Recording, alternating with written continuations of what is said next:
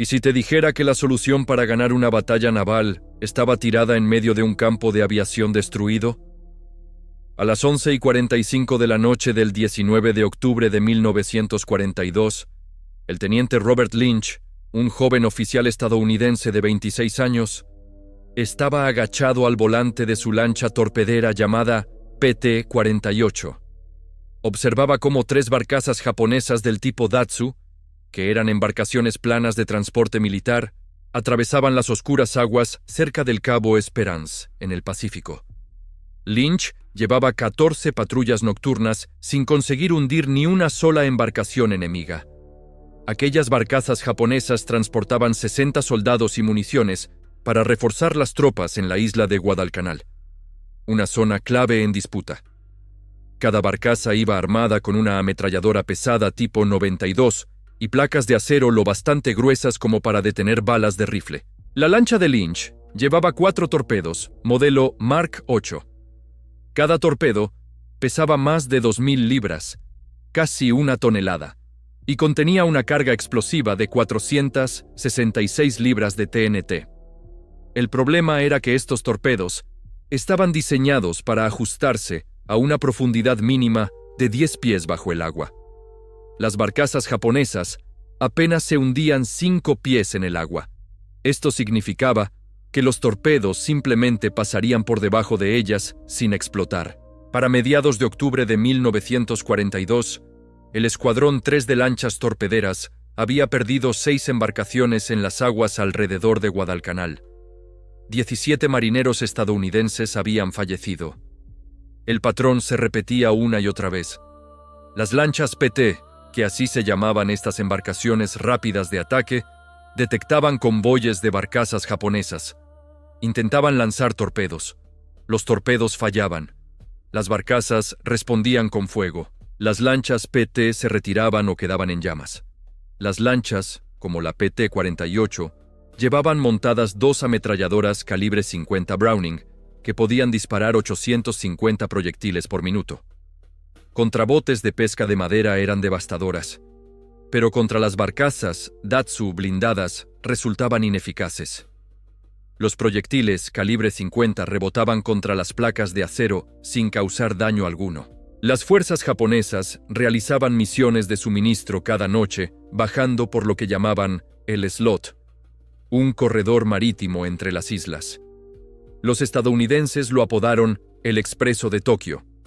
Destructores y cruceros rápidos traían tropas, municiones y comida bajo el manto de la oscuridad. Cuando los aviones estadounidenses hicieron que usar destructores fuera demasiado peligroso, los japoneses cambiaron a barcazas, más lentas, más pequeñas, más difíciles de detectar e inmunes a los torpedos de las lanchas PT.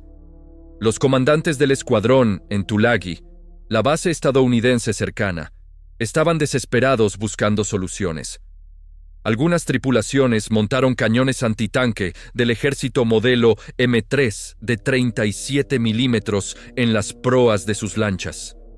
Estas eran armas terrestres diseñadas para disparar contra tanques. Las tripulaciones quitaban las ruedas y ataban los cañones a tablones de madera. Un solo disparo, recarga manual.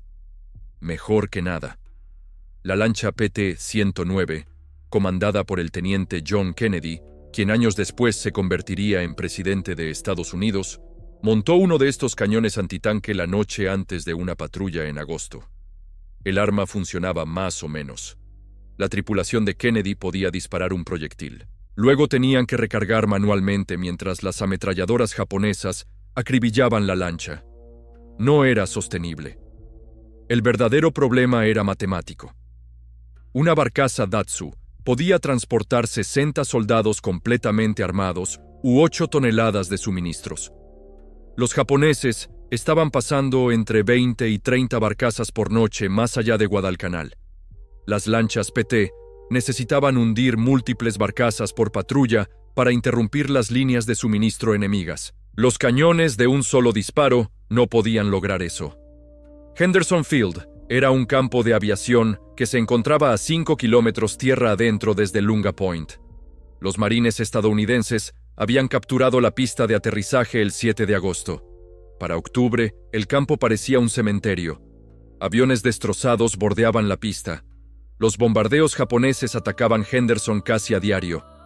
Bombarderos Betty, que eran aviones medianos japoneses, y cazas Zero, los famosos cazas ligeros japoneses, llegaban constantemente. Los estadounidenses hacían despegar todo lo que pudiera volar. Cazas P-400 Airacobra, cazas F-4F Wildcat. Los aviones dañados se estrellaban al aterrizar. Algunos ardían, otros simplemente quedaban inservibles. Docenas de cazas Bell P-39, Airacobra, yacían hechos pedazos alrededor de Henderson Field. El Airacobra era un avión peculiar. El motor estaba ubicado detrás del piloto, algo muy inusual. El eje de la hélice pasaba por debajo de la cabina. Este diseño tan poco convencional creaba espacio en el morro para algo extraordinario.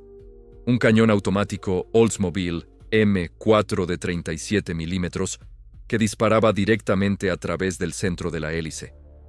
El cañón M4 podía disparar 150 proyectiles por minuto, 30 proyectiles por cargador con forma de herradura, una velocidad de salida de 2000 pies por segundo. El cañón estaba diseñado para destruir blindaje ligero y aviones enemigos.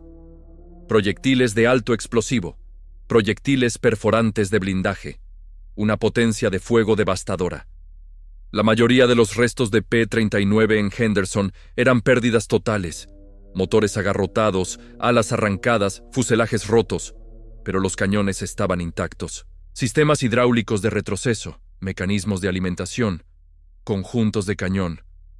Todo lo necesario para hacerlos funcionar. El 20 de octubre, Lynch caminó por Henderson Field al amanecer.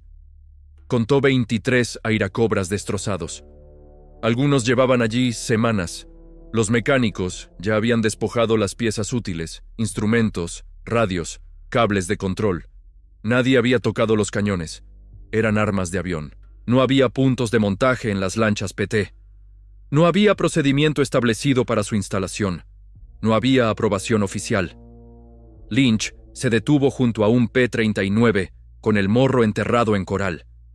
El cañón de 37 milímetros sobresalía del centro de la hélice como un dedo de acero. Hizo los cálculos mentalmente. 150 proyectiles por minuto. Cargador de 30 proyectiles. Fuego automático. Miró hacia el agua donde la PT-48 esperaba en el muelle. 3 mecánicos de su tripulación lo observaban. Sabían exactamente en qué estaba pensando. Lo que Lynch y sus hombres estaban a punto de hacer demostraría algo importante. En tiempos difíciles, el ingenio y la creatividad pueden marcar la diferencia. Aquellos jóvenes de ambos bandos, tanto estadounidenses como japoneses, mostraban una valentía admirable defendiendo lo que consideraban su deber. Eran adversarios en el campo de batalla, pero compartían el mismo coraje y determinación. Años después de la guerra, muchos veteranos de ambos lados se encontraron y reconocieron mutuamente ese valor, demostrando que incluso en el conflicto más duro, el respeto y la humanidad pueden prevalecer sobre el odio. A las 2 de la tarde de aquel día, un oficial llamado Lynch se acercó al comandante Alan Calvert, que estaba al mando del escuadrón número 3. No había formularios para esto, ni sistema de compras oficial, ni canales burocráticos, solo una pregunta directa y una necesidad desesperada. A las 4:30 de la tarde, 4 tripulaciones de lanchas rápidas patrulleras estaban caminando por el campo Henderson con sopletes de corte y llaves inglesas. Tenían hasta el anochecer para completar su misión. El cañón automático Oldsmobile M4 pesaba casi 100 kilos sin munición. El sistema hidráulico que absorbía el retroceso añadía otros 18 kilos más. El mecanismo de alimentación de balas sumaba otros 14 kilos. En total, un conjunto completo de este tipo de arma, extraída de un avión caza P-39, pesaba aproximadamente 127 kilos. La lancha PT-48 era una embarcación de madera de 24 metros de largo, construida con 2 capas de tablones de caoba. La cubierta era de contrachapado sobre marcos de roble. Los ingenieros de la Marina Habían calculado el peso máximo que podía soportar la cubierta para torretas de ametralladoras normales. Nadie había calculado si aguantaría un cañón automático de 127 kilos disparando 150 proyectiles por minuto. El sargento técnico James Coogan había trabajado manteniendo aviones cazas P-39 en Michigan antes de la guerra. En octubre de 1942, se encontraba destinado en el campo Henderson como armero de aviación. Conocía cada tornillo y cada línea hidráulica del montaje del cañón de estos aviones. Cuando la tripulación de Lynch llegó al campo Henderson aquella tarde, Coogan fue el primer hombre que encontraron. El primer avión caza P-39 al que se acercaron había recibido un impacto de proyectil en la cabina 3 semanas antes. El piloto había muerto en el acto. Nadie había movido los restos del avión. Coogan se arrastró hasta la sección delantera con un juego de llaves y un soplete de corte. El cañón M4 estaba montado en la carcasa del motor del avión con 8 pernos de acero de alta resistencia. Cada perno requería una llave de un tamaño específico. Coogan tenía una llave de tamaño ligeramente diferente, lo suficientemente cercano en tiempos de guerra. Retirar el cañón requería desconectar las líneas hidráulicas del retroceso, el cable de carga, el conducto de alimentación de munición y el cableado del solenoide de disparo. Luego, había que cortar a través del soporte del motor. El trabajo llevaba 2 horas por cada avión. Les quedaban 6 horas de luz diurna. Lynch asignó 8 hombres al trabajo, 2 hombres por cada avión destrozado, 4 cañones antes del anochecer si todo salía perfectamente. Nada salió perfectamente. El segundo avión había estado bajo el calor tropical durante 11 días. El fluido hidráulico se había solidificado en el sistema de retroceso. El cable de carga se había corroído. Cuando el equipo de Coogan intentó retirar el cañón, los pernos de montaje se habían atascado por la expansión del calor. Necesitaban aceite penetrante. El campo Henderson no tenía aceite penetrante. Usaron gasolina de aviación y esperaron 20 minutos. Los pernos se aflojaron apenas. A las 5:30 de la tarde, habían retirado 3 conjuntos completos de cañones M4 de aviones destrozados. Cada cañón yacía sobre el coral junto a la pista del campo Henderson. Coogan inspeccionó los mecanismos. El cilindro de retroceso hidráulico del primer cañón mostraba una grieta fina como un cabello. Inutilizable. El mecanismo de alimentación del segundo cañón tenía una pieza doblada, reparable con una lima y 30 minutos. El tercer cañón estaba impecable. Las lanchas rápidas patrulleras no tenían puntos de montaje diseñados para cañones de aviones. La cubierta de proa, la parte delantera de la embarcación, era de contrachapado plano sobre vigas de roble. Lynch necesitaba un soporte tipo pedestal que pudiera absorber las fuerzas de retroceso, permitir rotación de 360 grados y sobrevivir a la flexión de un casco planeando sobre las olas a 70 kilómetros por hora. El taller mecánico del campo Henderson consistía en un torno, una taladradora y un equipo de soldadura alimentado por un generador diésel. El taller había construido soportes de motor para aviones dañados, reparado cubos de hélice y fabricado soportes para radios y cámaras. Ahora necesitaban construir un montaje de arma naval. El jefe de maquinistas, Donald Frey, diseñó el soporte en 40 minutos usando un lápiz graso sobre una lámina de aluminio. El diseño era simple, porque tenía que serlo.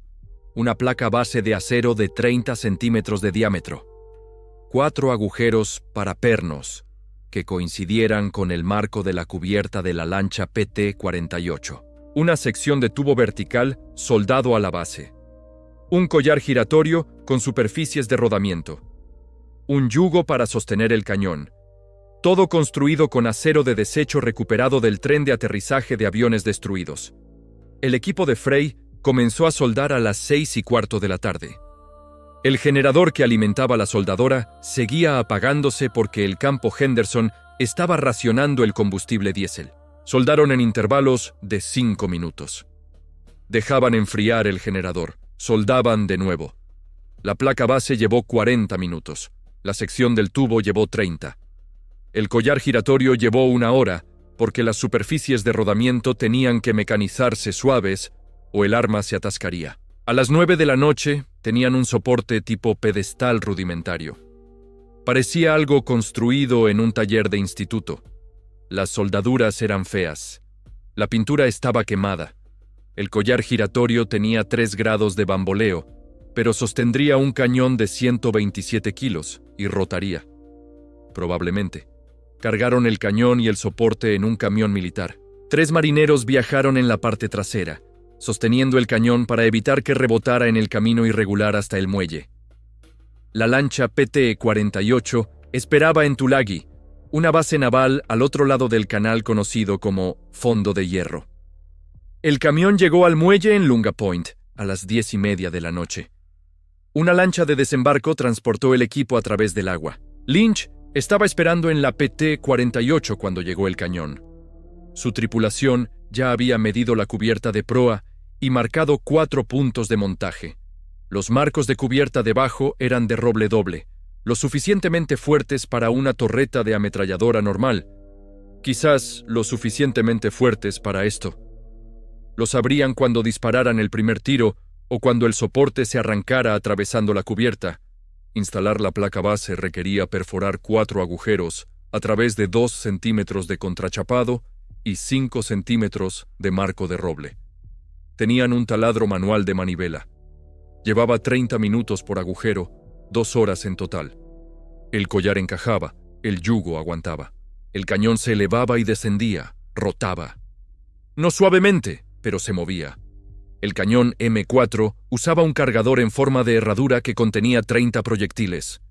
Los cargadores se almacenaban en la bahía de municiones del avión P-39, detrás de la cabina. Cada cargador pesaba 18 kilos cuando estaba cargado. La lancha PT-48 no tenía bahía de municiones, ni almacenamiento de cargadores, ni sistema de recarga rápida. Apilaron 6 cargadores llenos en la cubierta junto al montaje del arma. En combate, un cargador alimentaría manualmente los cargadores mientras el artillero disparaba. Rudimentario, pero funcional, quizás. A las 2 de la madrugada del 21 de octubre de 1942, la lancha PT-48 tenía el primer cañón automático de avión jamás montado en una lancha patrullera torpedero de la Marina de los Estados Unidos. Había llevado 9 horas desde el salvamento en el campo Henderson hasta la instalación. El arma no había sido probada. El soporte no había sido sometido a pruebas de estrés. La tripulación no tenía entrenamiento en el arma. Nada de eso importaba. Las barcazas japonesas estaban transportando suministros esa noche. La lancha PT-48 partió de Tulagi a las 10 de la noche del 21 de octubre. El escuadrón número 3, un grupo de lanchas rápidas patrulleras estadounidenses, envió 4 embarcaciones en patrulla esa noche. Las lanchas PT-40, PT-46, PT-48 y PT-60. Formación estándar. 2 embarcaciones al norte de la isla Tsavo. 2 embarcaciones patrullando las aguas frente al Cabo Esperanza. Lynch comandaba la PT-48 con el cañón de 37 milímetros no probado montado en su proa. El artillero de segunda clase, Harold Mitchell, se ofreció como voluntario para operar el cañón. Mitchell había disparado ametralladoras pesadas en 12 patrullas de combate. Nunca había disparado un cañón automático de avión. Nadie en la PT-48 lo había hecho. Coogan había proporcionado instrucciones básicas en el muelle: apuntar, presionar el gatillo, cambiar cargadores cuando estén vacíos. El sistema de retroceso hidráulico absorbería la mayor parte del impacto.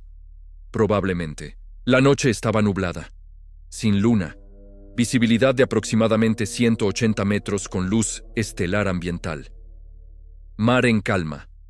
La PT-48 navegaba con 2 motores a 24 kilómetros por hora para reducir el ruido y la estela. El cañón de 37 milímetros en la proa apuntaba hacia adelante. Mitchell se sentó detrás de él sobre una caja de municiones con 6 cargadores llenos apilados a su alcance.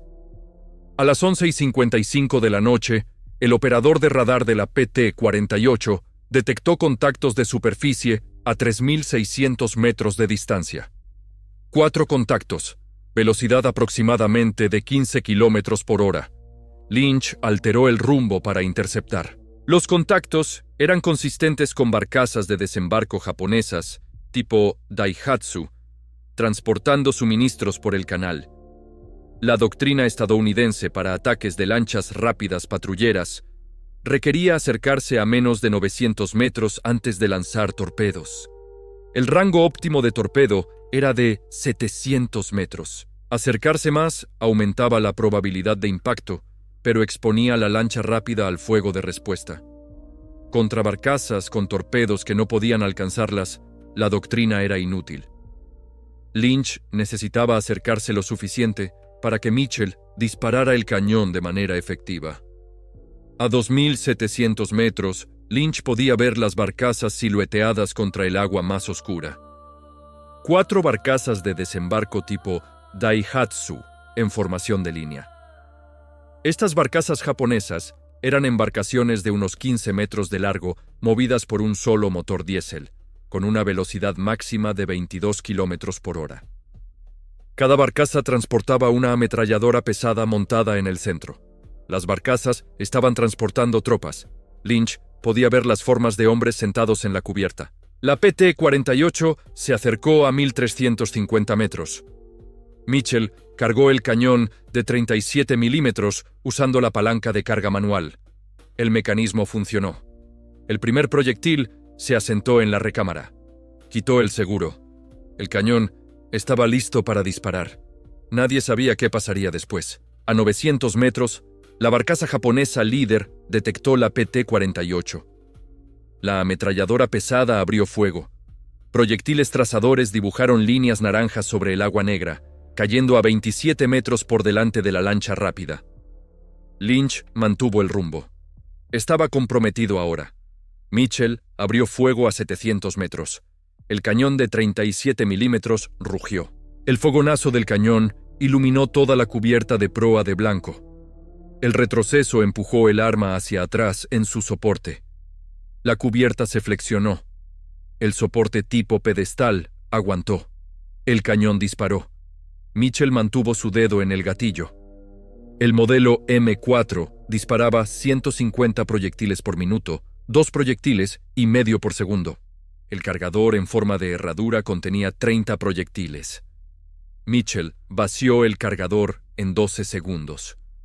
Los proyectiles explosivos impactaron la barcaza líder a lo largo de su línea de flotación. Cada proyectil explotó al impactar. Los primeros 3 proyectiles perforaron la placa de blindaje de acero como si fuera cartón. El cuarto proyectil detonó dentro del compartimento de tropas. El tanque de combustible diésel de la barcaza se encendió. Una llama naranja brotó del centro de la barcaza. Hombres saltaron al agua.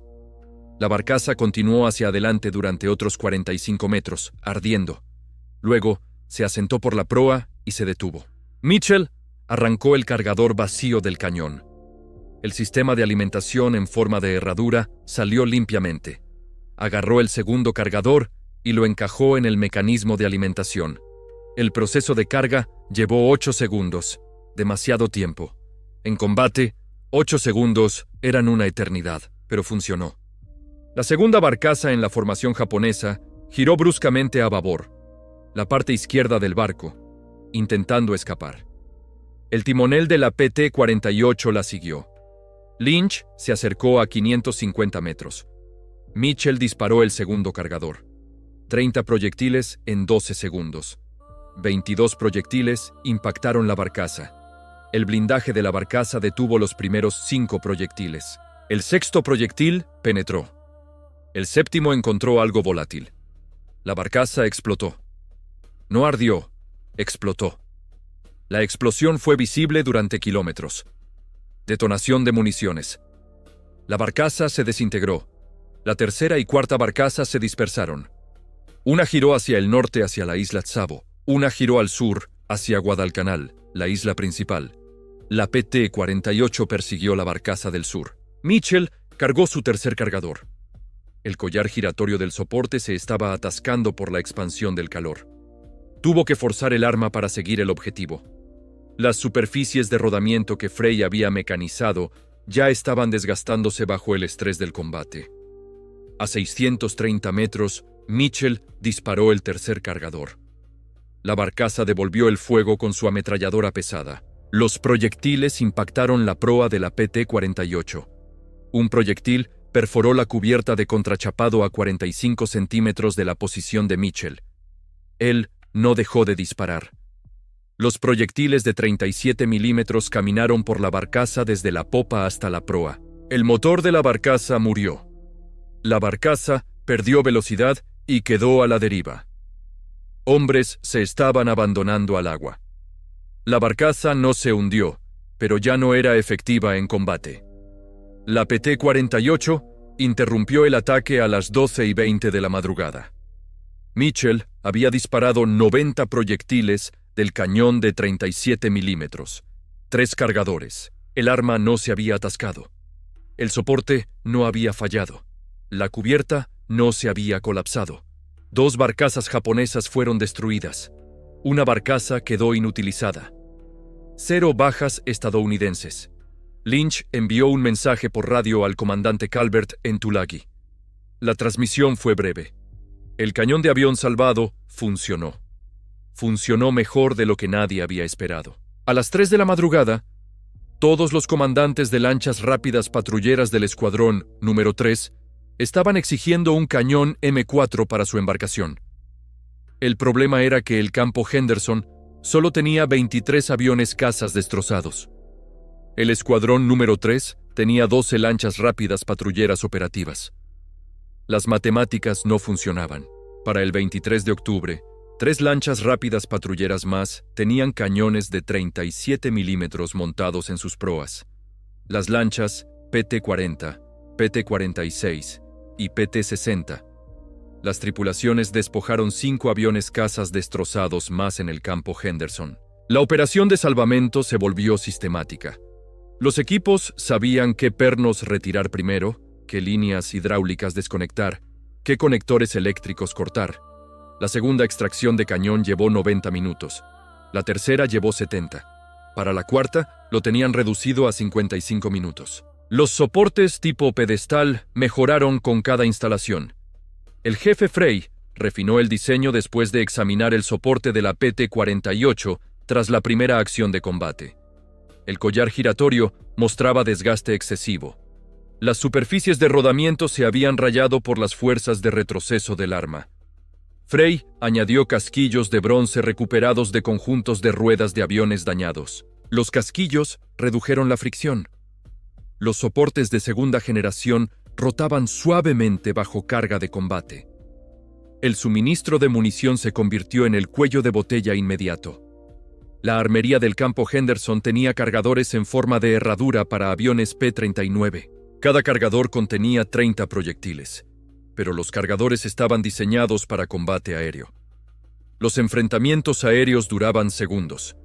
Las acciones de lanchas rápidas patrulleras contra barcazas podían durar 20 minutos o más. Mitchell había disparado 90 proyectiles en el primer enfrentamiento de la PT-48. La embarcación transportaba 6 cargadores, 180 proyectiles en total. No era suficiente. El personal de municiones de aviación en el campo Henderson cargaba cargadores día y noche. Cada cargador requería cargar manualmente 30 proyectiles individualmente. El proceso llevaba 8 minutos por cargador si el cargador trabajaba rápido. La bahía de municiones tenía 4 cargadores trabajando turnos de 12 horas. Producían aproximadamente 40 cargadores por día. 4 lanchas rápidas patrulleras, cada una transportando 6 cargadores, requerían 24 cargadores por patrulla. Las embarcaciones realizaban 2 patrullas por noche. Las matemáticas apenas funcionaban. Los proyectiles explosivos demostraron ser devastadoramente efectivos contra las barcazas de desembarco japonesas. Los proyectiles estaban diseñados para destruir estructuras ligeras de aviones, aluminio delgado, componentes de magnesio. Los proyectiles funcionaban aún mejor contra la placa de blindaje de acero de las barcazas japonesas. Cada proyectil que penetraba creaba un agujero de 30 centímetros y rociaba metralla a través del interior. 2 o 3 impactos podían inutilizar una barcaza. De 5 a 8 impactos la hundirían. La PT-40 se enfrentó a 3 barcazas frente a la bahía de Camimbo el 24 de octubre. El cañón M4, recién instalado de la embarcación, destruyó 2 barcazas en el primer cargador. 30 proyectiles, 20 segundos de disparo. Ambas barcazas ardiendo y hundiéndose en 2 minutos. La tercera barcaza escapó en la oscuridad, pero las interceptaciones de radio sugirieron que recibió daños. El escuadrón número 3 estaba aprendiendo que el cañón de 37 milímetros cambiaba fundamentalmente las tácticas de las lanchas rápidas patrulleras. Antes del cañón, las lanchas patrulleras intentaban usar torpedos a largo alcance, de 700 a 900 metros. Los torpedos no acertaban a las barcazas de poco calado. Las lanchas patrulleras se retiraban. Con el cañón, las lanchas patrulleras podían acercarse a 360 metros y destruir barcazas con fuego directo. El alcance más cercano aumentaba el peligro del fuego de respuesta japonés, pero eliminaba el problema de los torpedos pasando por debajo de los objetivos. Los comandantes japoneses notaron el cambio inmediatamente. Las interceptaciones de radio del 25 de octubre indicaban que las tripulaciones de barcazas japonesas estaban informando sobre lanchas patrulleras con cañones pesados y proyectiles explosivos. Un mensaje interceptado usaba la frase «embarcaciones demoníacas con cañones de avión». El impacto psicológico fue significativo. Las tripulaciones de barcazas japonesas habían operado con relativa impunidad durante semanas.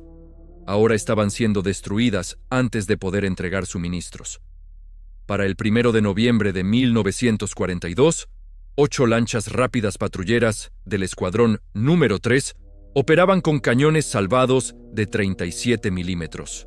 El campo Henderson había sido despojado de cada cañón M4 utilizable de aviones, cazas P-39 destrozados.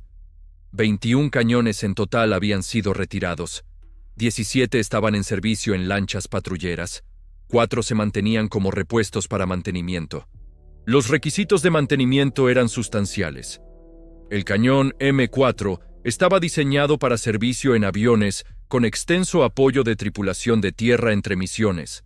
Las lanchas rápidas patrulleras operaban durante días en bases avanzadas con instalaciones de mantenimiento mínimas. El agua salada corroía los sistemas de retroceso hidráulico.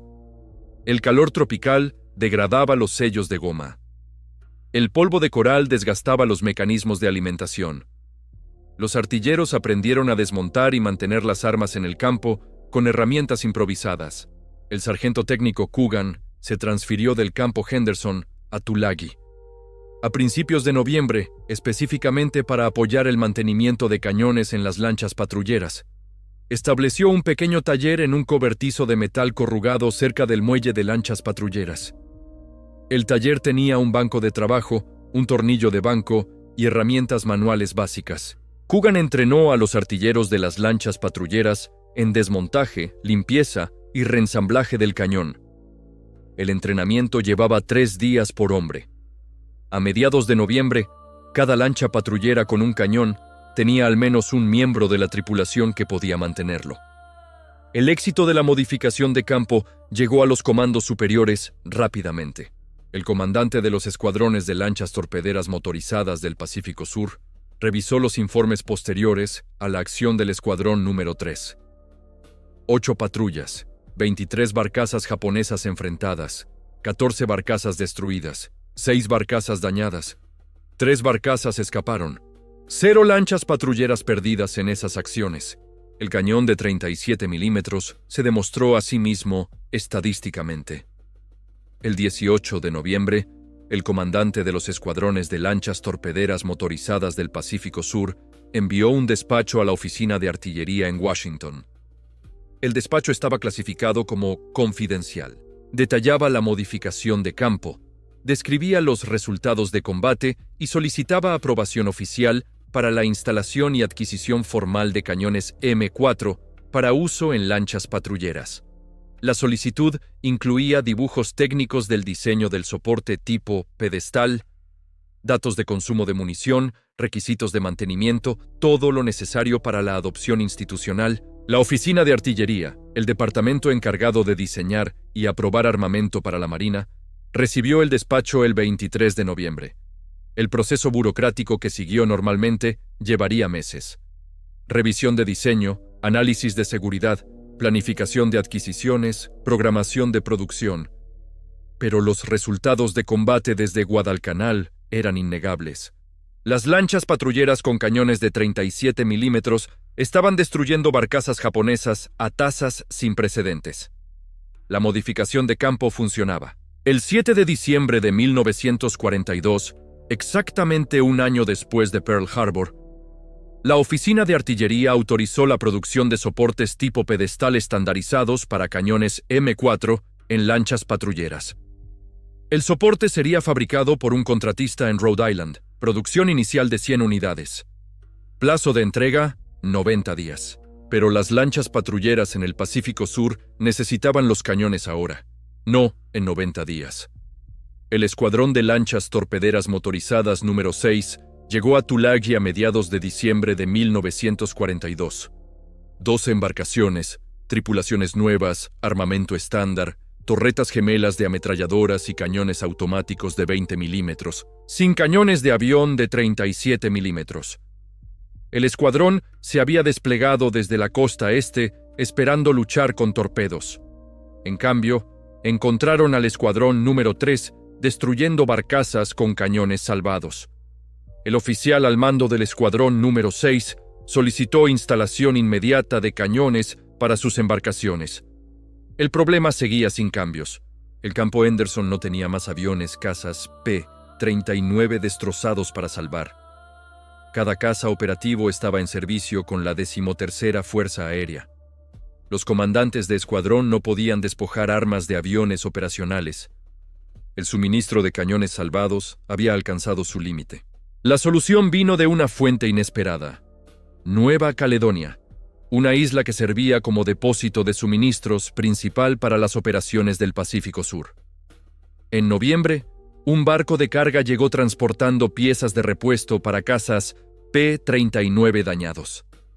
El envío incluía 12 conjuntos completos de cañones M4, nuevos, recién salidos de fábrica, todavía empacados en cosmolina, un preservativo industrial. Los cañones estaban destinados a reparación de aviones. Los comandantes de lanchas patrulleras los querían en su lugar. El proceso de requisición se volvió creativo. Oficialmente, los cañones fueron firmados para mantenimiento de P-39 en el campo Henderson. Extraoficialmente, nunca llegaron al campo Henderson. Un hidroavión Catalina transportó los cañones directamente a Tulagi. Para el 20 de diciembre, el Escuadrón número 6 estaba instalando los nuevos cañones en sus embarcaciones. Sin salvamento requerido, sin sopletes de corte, sin montaje improvisado, solo instalación adecuada usando el diseño mejorado del soporte tipo pedestal. La diferencia entre cañones salvados y nuevos fue inmediatamente aparente. Los cañones salvados del campo Henderson mostraban desgaste, sellos hidráulicos degradados, mecanismos de alimentación dañados en accidentes, estriado del cañón desgastado por uso en combate. Los cañones nuevos de Nueva Caledonia estaban impecables. Los sistemas hidráulicos operaban suavemente. Los mecanismos de alimentación funcionaban perfectamente. Los cañones se desempeñaban exactamente como fueron diseñados. Para enero de 1943, 24 lanchas rápidas patrulleras operando en las Islas Salomón tenían cañones de 37 milímetros. El Escuadrón número 3 con 8 embarcaciones. El Escuadrón número 6 con 12 embarcaciones. El Escuadrón número 2 con 4 embarcaciones. La capacidad de destruir barcazas se extendió por toda la fuerza de lanchas patrulleras en el Pacífico Sur. Las operaciones de suministro japonesas enfrentaban destrucción sistemática. Los informes de combate de enero documentaron el impacto. 37 patrullas de lanchas patrulleras enfrentaron barcazas japonesas. 41 barcazas destruidas, 19 barcazas dañadas, 8 barcazas escaparon. El cañón de 37 milímetros dio a las lanchas patrulleras capacidad ofensiva que nunca tuvieron solo con torpedos. Más importante aún, las pérdidas de lanchas patrulleras disminuyeron. De septiembre a noviembre, el escuadrón número 3 perdió 6 embarcaciones. De diciembre a febrero, con cañones instalados, 2 embarcaciones perdidas. Ninguna pérdida fue atribuida a enfrentamientos con barcazas. La doctrina táctica evolucionó rápidamente. Las lanchas patrulleras aprendieron a atacar barcazas en parejas. Una embarcación se acercaría a 360 metros y se enfrentaría con el cañón de 37 milímetros. La segunda embarcación proporcionaría fuego de supresión con ametralladoras pesadas y permanecería en espera para disparos de torpedos si aparecían buques más grandes. Las tácticas en pareja maximizaban la potencia de fuego mientras minimizaban el riesgo. El consumo de munición se volvió predecible. Un enfrentamiento promedio con barcazas requería de 2 a 3 cargadores, de 60 a 90 proyectiles. La destrucción completa de una barcaza de desembarco requería aproximadamente de 40 a 50 impactos, dependiendo de dónde golpeara el proyectil. Tanques de combustible, compartimentos del motor, áreas de tropas. Cada vulnerabilidad producía resultados diferentes. Las tripulaciones aprendieron a apuntar a puntos objetivo específicos para maximizar la efectividad. Los japoneses adaptaron sus tácticas en respuesta. Los convoys de barcazas comenzaron a viajar con escoltas de destructores, buques de guerra más grandes. Los destructores enfrentarían a las lanchas patrulleras a largo alcance con cañones de mayor calibre, mientras las barcazas se dispersaban.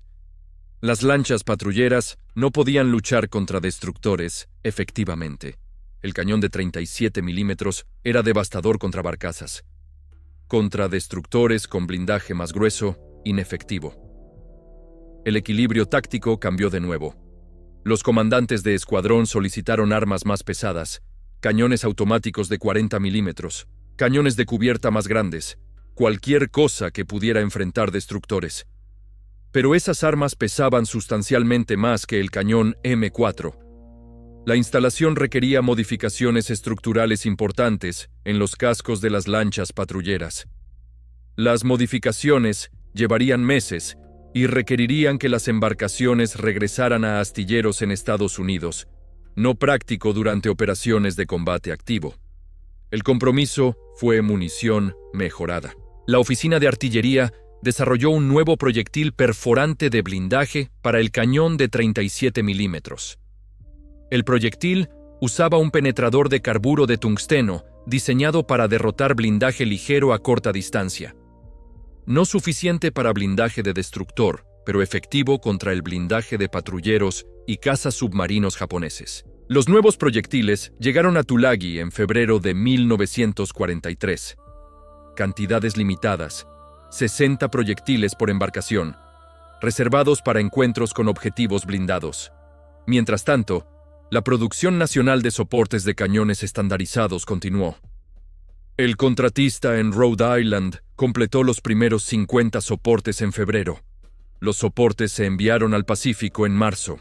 Para cuando llegaron, las tripulaciones de lanchas patrulleras en las Salomón ya habían fabricado e instalado más de 30 soportes improvisados de campo. Los soportes de fábrica estaban mejor diseñados, soldaduras más fuertes, mecanizado de precisión, superficies de rodamiento adecuadas, pero servían la misma función que los soportes improvisados construidos en el taller mecánico del campo Henderson meses antes, el escuadrón de lanchas torpederas motorizadas. Número 8 se desplegó a Nueva Guinea en marzo de 1943. El escuadrón operaba a lo largo de la costa norte apoyando el avance del general MacArthur.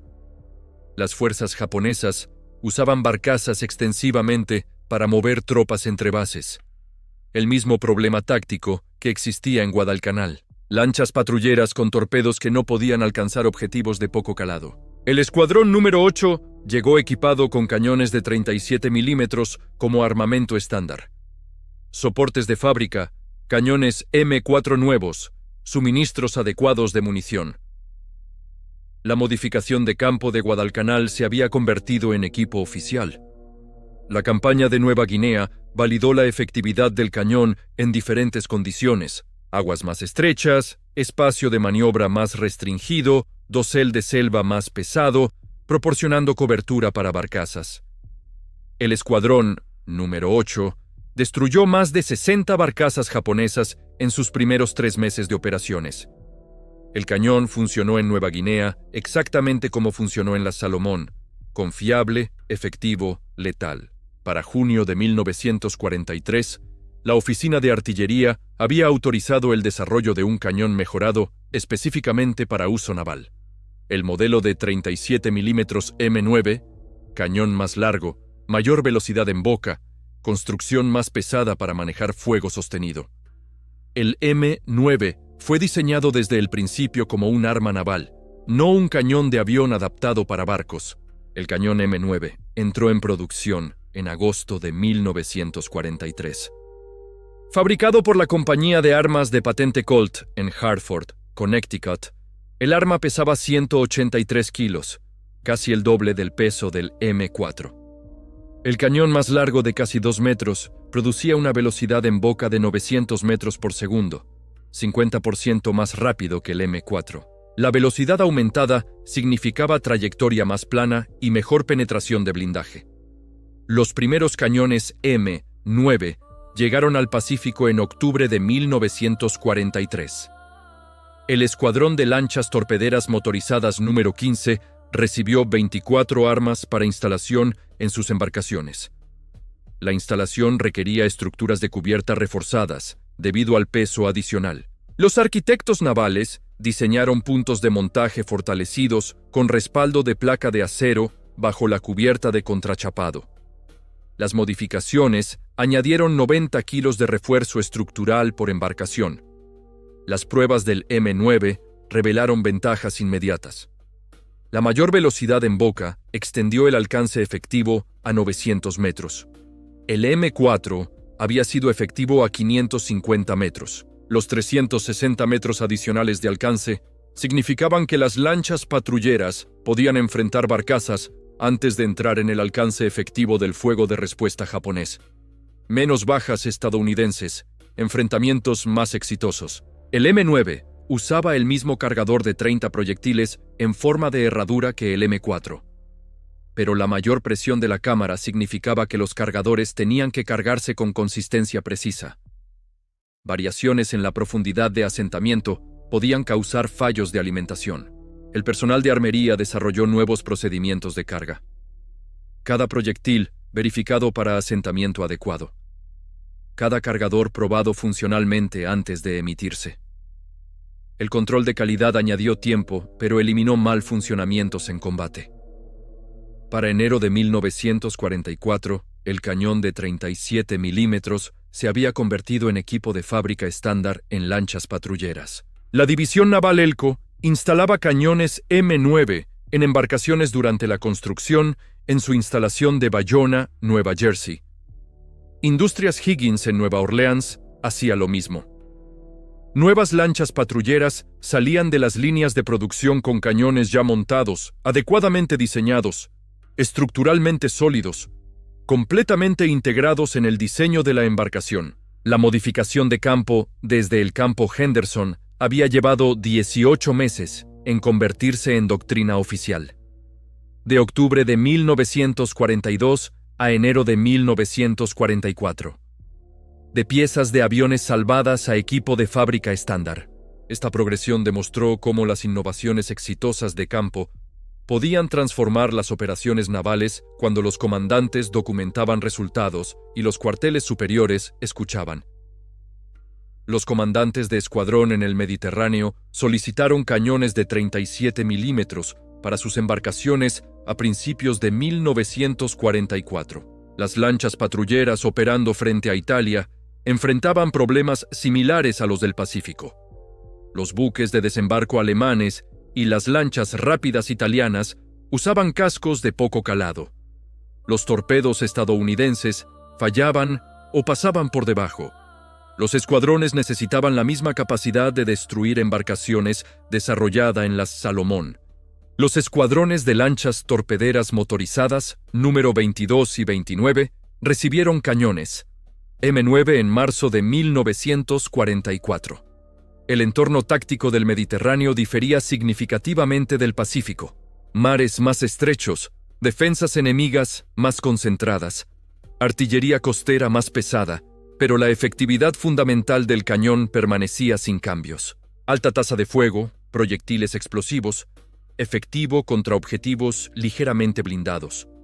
Las lanchas patrulleras del Mediterráneo enfrentaron convoyes alemanes frente a la costa italiana durante la primavera y el verano de 1944. Los cañones demostraron ser igualmente efectivos contra buques alemanes como lo habían sido contra barcazas japonesas. Un enfrentamiento frente a Anzio en abril demostró la capacidad del arma. La lancha PT-208 enfrentó 4 embarcaciones de desembarco alemanas intentando evacuar tropas de la cabeza de playa. El cañón M9 de la embarcación destruyó 2 embarcaciones y dañó una tercera en un enfrentamiento de 15 minutos. Gasto total de munición, 120 proyectiles. El regreso a las Filipinas, en octubre de 1944, trajo a las lanchas patrulleras de vuelta a las mismas aguas donde la guerra había comenzado para ellas casi 3 años antes. Los escuadrones de lanchas torpederas motorizadas operaron en el Golfo de Leyte, apoyando la invasión. Las fuerzas japonesas usaron cada embarcación disponible para mover refuerzos, barcazas, pequeños cargueros, barcos de pesca, cualquier cosa que pudiera transportar tropas o suministros. Las lanchas patrulleras con cañones de 37 milímetros destruyeron sistemáticamente este tráfico. 15 de agosto de 1945. Japón se rindió. La guerra terminó. 531 barcos patrulleros rápidos, conocidos como petty boats o lanchas torpederas, habían prestado servicio durante la Segunda Guerra Mundial. 99 se perdieron por ataques enemigos, accidentes o mal tiempo. 432 sobrevivieron. Casi todos llevaban cañones de 37 milímetros. El arma que comenzó como una solución improvisada en el campo de batalla se había convertido en su armamento característico.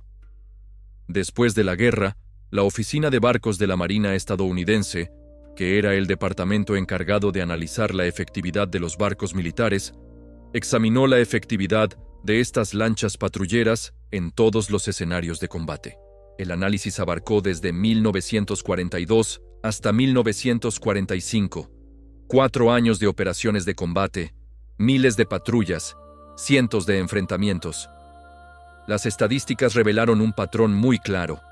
Las lanchas patrulleras equipadas con cañones de 37 milímetros lograron tasas de destrucción significativamente más altas y tasas de bajas más bajas que las lanchas sin estas armas. Los números eran definitivos. Las lanchas patrulleras que operaron desde octubre de 1942 hasta septiembre de 1943 sin cañones, destruyeron un promedio de 0,3 embarcaciones japonesas por patrulla. Las lanchas patrulleras que operaron desde octubre de 1943 hasta agosto de 1945 con cañones, destruyeron un promedio de 1,8 embarcaciones por patrulla. 6 veces más efectivas. El cañón marcó esa diferencia.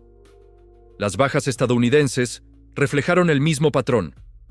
Las pérdidas de tripulación de lanchas patrulleras en la campaña de las Islas Salomón, un grupo de islas en el Pacífico donde hubo intensos combates, desde agosto hasta septiembre de 1942, promediaron 4,2 marineros por semana.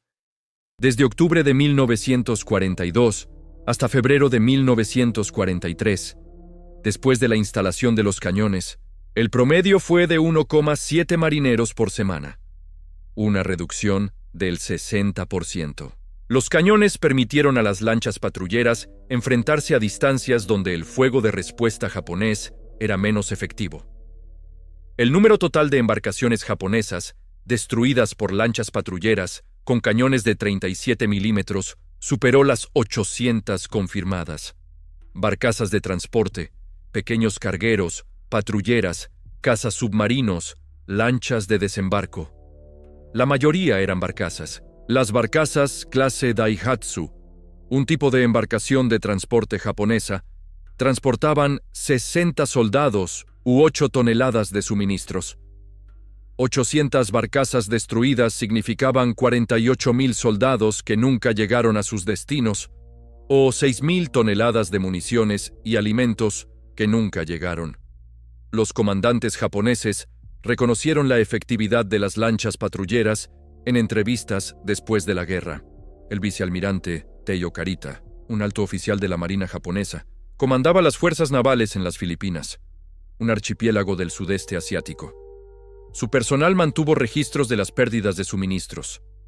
De noviembre de 1944 a enero de 1945, las fuerzas japonesas en Leyte, una isla filipina, perdieron el 73% de los convoyes de barcazas por ataques de lanchas patrulleras. Las pérdidas paralizaron las operaciones defensivas japonesas. Las tropas en Leyte recibieron el 30% de los suministros planificados. El resto ardió en barcazas destruidas por fuego de cañones de 37 milímetros. La innovación táctica se extendió más allá de las lanchas patrulleras durante la guerra. Las lanchas de desembarco comenzaron a montar cañones de 37 milímetros para misiones de apoyo de fuego. Las lanchas cañoneras tipo LCI, embarcaciones de desembarco modificadas, llevaban múltiples cañones del modelo M9, que era una versión específica de este cañón. Las embarcaciones de apoyo tipo LCS las usaban para fuego antiaéreo y de superficie. El arma que las tripulaciones de las lanchas patrulleras rescataron de cazas accidentados en el campo Henderson, una pista de aviación en las Islas Salomón, se convirtió en armamento estándar en docenas de clases de embarcaciones pequeñas. El teniente Robert Lynch sobrevivió a la guerra. Comandó la lancha patrullera número 48 durante toda la campaña de las Islas Salomón. 15 meses de operaciones de combate, 47 patrullas, 19 destrucciones confirmadas. Recibió la Cruz de la Marina, una importante condecoración militar estadounidense, por acciones en noviembre de 1942. La citación mencionó específicamente la innovación de montar cañones de aviones en lanchas patrulleras. Lynch volvió a la vida civil en Filadelfia. Trabajó como ingeniero eléctrico. Falleció en 1978. Nunca habló públicamente sobre la modificación del cañón. El sargento técnico James Coogan, un mecánico especializado de las Fuerzas Aéreas estadounidenses, se transfirió del campo Henderson a Tulagi, otra isla del archipiélago de las Salomón, y pasó el resto de la guerra manteniendo cañones de lanchas patrulleras. Entrenó a más de 200 artilleros en procedimientos de mantenimiento de los modelos M4 y M9, dos versiones del cañón. Después de la guerra, Coogan permaneció en la Fuerza Aérea y se retiró como sargento mayor en 1962. Mantuvo registros detallados de mantenimiento de su tiempo en Tulagi.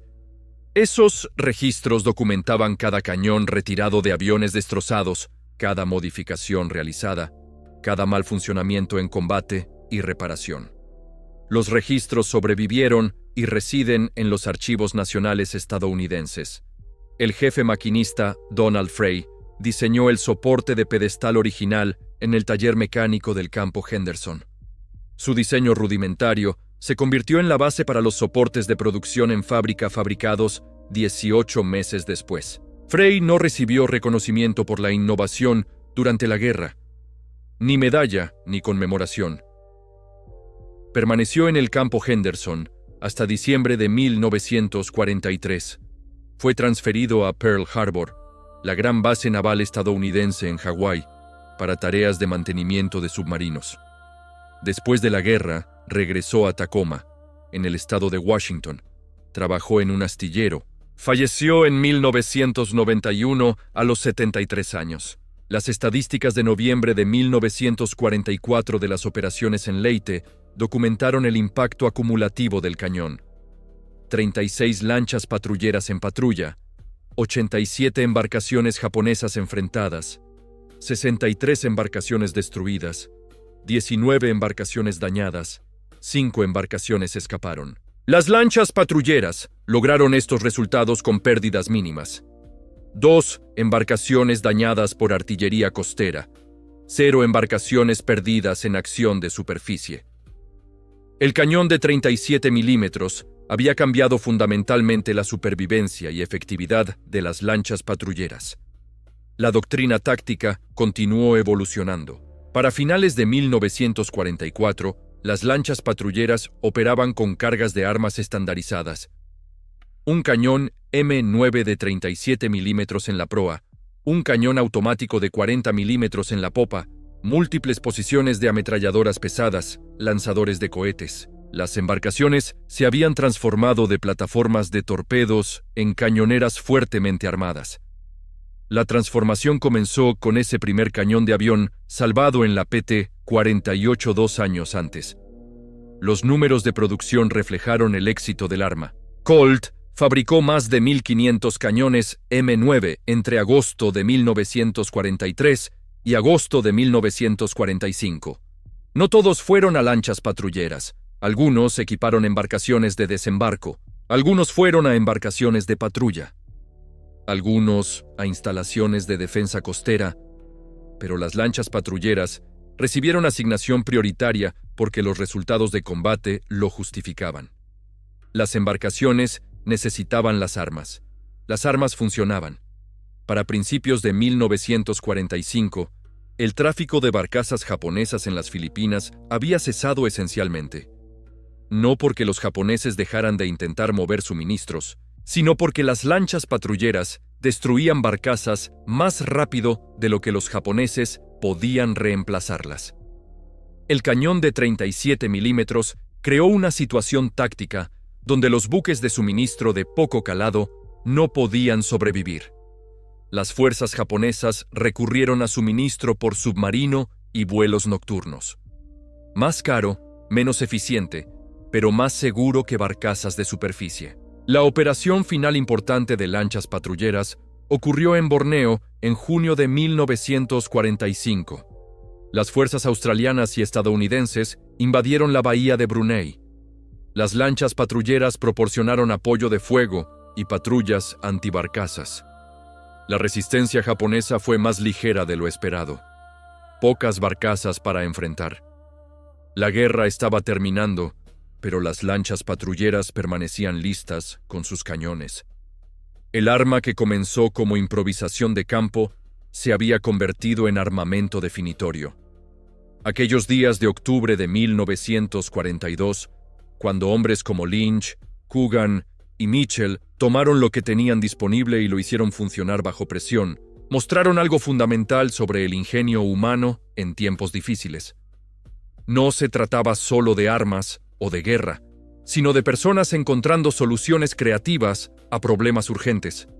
Lo notable de esta historia es cómo el respeto mutuo entre combatientes emergió incluso en medio del conflicto.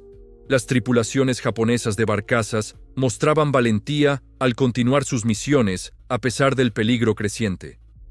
Los marineros estadounidenses reconocían el coraje que requería enfrentar un enemigo con armamento superior. Ambos bandos estaban defendiendo lo que consideraban importante, cumpliendo su deber con determinación. Al final, estas innovaciones tácticas acortaron el conflicto y potencialmente salvaron vidas en ambos lados, al hacer que ciertas operaciones militares fueran insostenibles más rápidamente. La historia del cañón de 37 milímetros en las lanchas patrulleras es un recordatorio de que incluso en los momentos más oscuros, la creatividad humana y la colaboración pueden encontrar caminos adelante. Y cuando la guerra finalmente terminó, antiguos adversarios pudieron reconstruir relaciones basadas en el respeto mutuo que los combatientes habían mostrado bajo fuego, transformando la enemistad en paz duradera. La lección trascendió el arma específica. La innovación en combate requiere comandantes dispuestos a asumir riesgos, tripulaciones dispuestas a experimentar cuarteles generales superiores dispuestos a evaluar resultados sobre doctrina.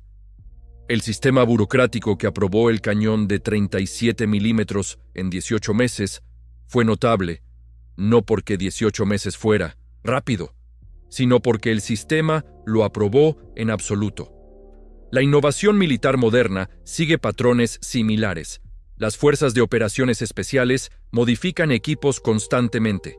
Las unidades de combate adaptan armas a entornos específicos. La diferencia entre innovaciones exitosas y fallidas a menudo depende de la documentación y el apoyo del mando.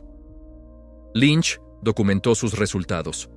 Calvert apoyó la modificación. La oficina de artillería evaluó los datos. El sistema funcionó. Los marineros que improvisaron la primera instalación de cañón en el campo Henderson en octubre de 1942 no podrían haber predicho que su modificación se convertiría en equipo estándar. Resolvieron un problema inmediato usando materiales disponibles. La innovación tuvo éxito porque el problema era real, la solución era práctica y los resultados eran medibles. 800 embarcaciones japonesas destruidas por lanchas patrulleras con cañones de 37 milímetros probaron el concepto. Las lanchas patrulleras se ganaron su reputación a través de innovaciones como el cañón de 37 milímetros. Los barcos en sí no eran tecnológicamente sofisticados.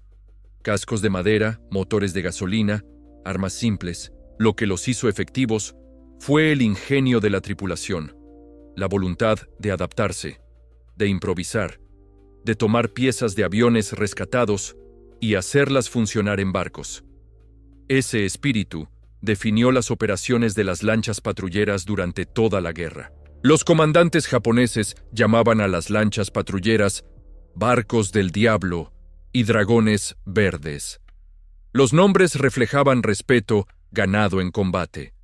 Lanchas patrulleras operando de noche, atacando desde direcciones inesperadas, destruyendo convoyes de suministros. El cañón de 37 milímetros amplificó esa efectividad. El arma dio a las lanchas patrulleras capacidad ofensiva que igualaba su movilidad táctica. Esta historia requirió tanto espacio porque la innovación no fue simple. Involucró a múltiples personas, desafíos técnicos, procesos burocráticos, pruebas de combate, adopción institucional. Cada paso importó. Cada uno contribuyó al éxito. El teniente Robert Lynch, el sargento James Coogan, el jefe maquinista Donald Frey y el artillero Harold Mitchell transformaron piezas de aviones destrozados en armas navales efectivas. Esta historia nos recuerda que la innovación surge de la necesidad, que la valentía no conoce límites y que incluso en medio de los conflictos más duros, el ingenio humano encuentra soluciones. También nos enseña que tanto estadounidenses como japoneses mostraron determinación extraordinaria defendiendo sus ideales. Los comandantes japoneses reconocieron abiertamente la efectividad de sus oponentes, demostrando el respeto mutuo que puede existir incluso entre adversarios. Al final, estas historias no son solo sobre guerra, sino sobre el espíritu humano de supervivencia, colaboración y la capacidad de aprender unos de otros, incluso en las circunstancias más difíciles. Un recordatorio de que la paz y el entendimiento mutuo deben ser siempre nuestro objetivo final.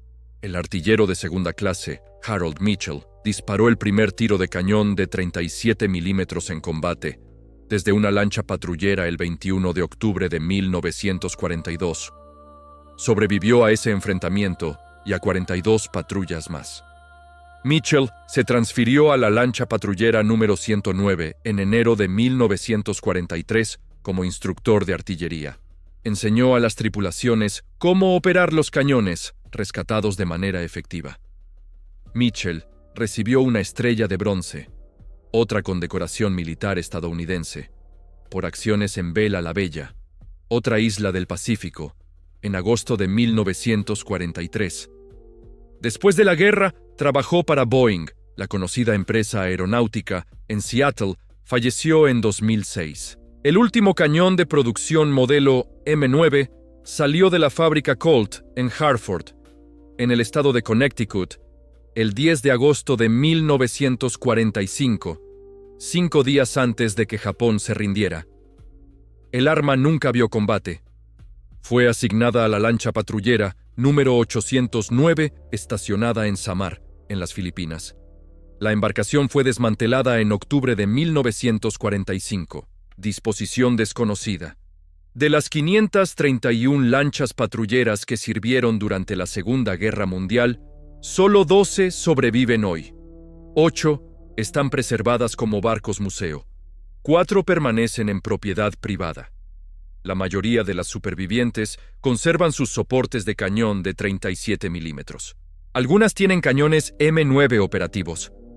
La lancha patrullera número 617 en Battleship Cove, un museo naval en Fall River, Massachusetts, muestra un M9 funcional en su soporte de proa. El soporte es el diseño estándar de fábrica desarrollado a partir del pedestal improvisado de Frey en el campo Henderson. El camino de desarrollo del arma fue inusual para la artillería naval. La mayoría de los sistemas de armas siguen un proceso estándar. Se identifican requisitos, se redactan especificaciones de diseño, se construyen prototipos, se realizan pruebas, se autoriza la producción, se planifica el despliegue. El cañón de 37 milímetros en lanchas patrulleras no siguió ninguno de esos pasos. Comenzó con tripulaciones desesperadas cortando armas de aviones estrellados, soldando soportes rudimentarios de acero de desecho, probando el concepto en combate, demostrando efectividad a través de resultados. Solo entonces respondieron los canales oficiales. El cronograma desde el primer uso en combate hasta la instalación de fábrica fue de 18 meses, de octubre de 1942 a enero de 1944. Según los estándares burocráticos, notablemente rápido. Según los estándares de combate, dolorosamente lento. Las tripulaciones de lanchas patrulleras en las Islas Salomón necesitaban las armas en octubre de 1942. Las obtuvieron construyendo las armas ellas mismas. La aprobación oficial llegó después de que la innovación ya se había probado por sí misma. La innovación tuvo éxito porque resolvió un problema táctico real con recursos disponibles. Las barcazas japonesas transportaban tropas y suministros. Los torpedos estadounidenses no podían darles. Las tripulaciones de las lanchas de proa necesitaban un arma que pudiera hacerlo. Los aviones destrozados en el campo Henderson proporcionaron esa arma. Las tripulaciones simplemente conectaron la necesidad con la solución. Las organizaciones militares típicamente resisten las modificaciones de campo. El equipo no autorizado crea problemas de mantenimiento. Las instalaciones no estándar complican la logística. Las preocupaciones de seguridad se multiplican. La responsabilidad aumenta. La preferencia institucional es siempre para el desarrollo controlado y la adquisición aprobada. Pero el combate no espera los ciclos de adquisición. El comandante Alan Calvert, oficial responsable de un escuadrón de lanchas patrulleras, autorizó la primera instalación de cañón sin aprobación superior. Asumió un riesgo institucional. Si el soporte hubiera fallado y matado a miembros de la tripulación, Calvert habría enfrentado un consejo de guerra, que es el tribunal militar. Si la instalación hubiera dañado el casco de la lancha patrullera número 48, habría respondido por propiedad de la Marina destruida. Lo autorizó de todos modos porque sus barcos necesitaban sobrevivir. Los resultados justificaron su decisión. La Oficina de Artillería, el departamento encargado de aprobar armas y municiones, merece reconocimiento por responder apropiadamente. Cuando el comandante del Escuadrón de Lanchas Torpederas del Pacífico Sur envió el despacho en noviembre de 1942 detallando la modificación de campo, la Oficina de Artillería podría haberlo rechazado. Modificación no autorizada, instalación no estándar, preocupaciones de responsabilidad. En cambio, evaluaron los resultados de combate. 14 barcazas destruidas en 8 patrullas. 0 pérdidas de lanchas patrulleras. Los datos eran convincentes. La Oficina de Artillería aprobó el concepto y autorizó la producción. El contraste con otros servicios es instructivo. El ejército rechazó docenas de modificaciones de campo durante la Segunda Guerra Mundial porque se desviaban de la doctrina aprobada. Las tripulaciones de tanques soldaron blindaje adicional, fue prohibido. Las unidades de infantería modificaron armas, fue prohibido. Los ingenieros improvisaron diseños de puentes, no autorizado. La Marina, particularmente en el Pacífico, mostró mayor flexibilidad. Si la modificación funcionaba en combate, a menudo recibía aprobación oficial. El cañón de 37 milímetros se convirtió en el arma modificada en campo más exitosa adoptada por la Marina durante la Segunda Guerra Mundial. Otras modificaciones incluyeron instalaciones de radar, lanzacohetes y equipos de radio, pero ninguna tuvo el mismo impacto directo en combate. Ninguna pasó de componentes de rescate a equipo estándar de fábrica tan rápidamente. Ninguna demostró ser tan consistentemente efectiva en múltiples escenarios.